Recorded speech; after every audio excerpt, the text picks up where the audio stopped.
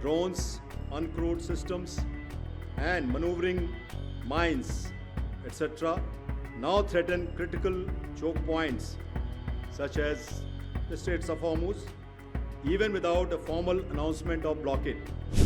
Increasingly, vessels engaged in these operations often opt to go dark, with AIS switched off or spoofed or manipulated, and intrude into littoral EEZs or sensitive maritime zones, violating established rules and norms.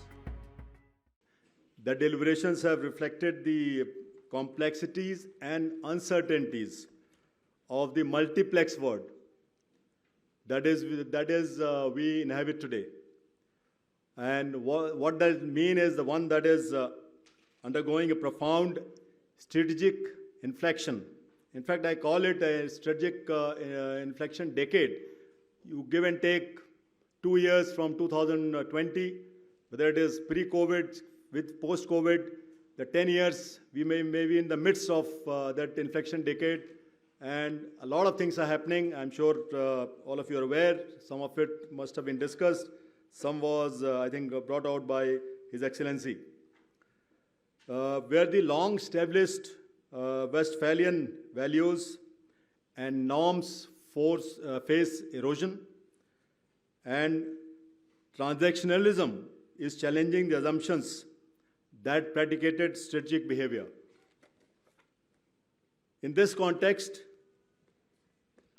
as most of you had discussed during the course, I have been told the Indo-Pacific has emerged as the principal theater of what analysts call normative contestation, where the established norms and orders are being challenged due to competing visions and interests.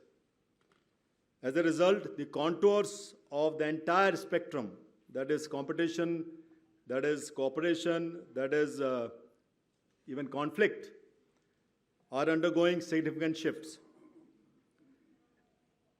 I'm told that many of the speakers and panelists did talk about critical minerals and rare earths also during the course of discussion, and it is increasingly clear that the competition today is no longer limited to the traditional resources for oil and energy, but resources that underpin future economic growth, and which goes even up to the seabed. As a result, we are seeing a sharp rise in marine survey activity and deep sea research within the region.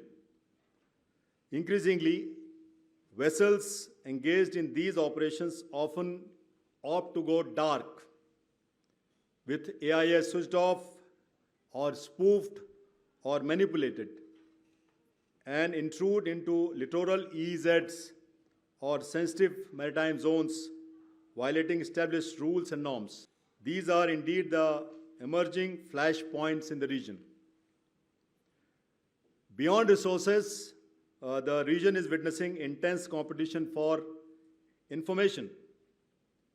Recent disruptions in the Red Sea impacted up to 25% of Asia-Europe data flow, highlighting the fragility of the digital commons, where undersea cables and associated infrastructure have become critical choke points. That is rivaling the traditional maritime choke points, which we are now seeing, hearing, watching every single day. Yet, even as competition intensifies, cooperation within the Indo-Pacific is also adapting. The cooperation in the region till now was mainly anchored in a dense and evolving network of multilateral constructs, such as ASEAN, such as the Western Pacific Naval Symposium, and of course, the Indian Ocean Rim Association, amongst many others. However, it was pointed out, I believe, during one of the deliberations today, that cooperation cannot be judged by the strength of language alone, but by their collective action. And as a result, we are seeing the rise of mini-lateralism within broader multilateral frameworks through flexible arrangements that bring together like-minded states around specific sub-regional and local problems rather than having rigid blocks. Maritime military cooperation in the region too is undergoing a structural shift from episodic engagement to persistent presence by regional navies as well as extra-regional navies.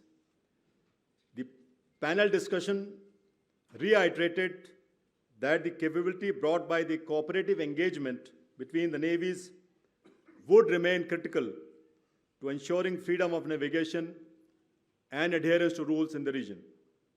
At the same time, increasing military geometry in the region also increases the risk of miscalculation, escalating into a conflict, reinforcing what Clausewitz said, that enduring insight that the war is, above all, a realm of fog, friction, and uncertainty.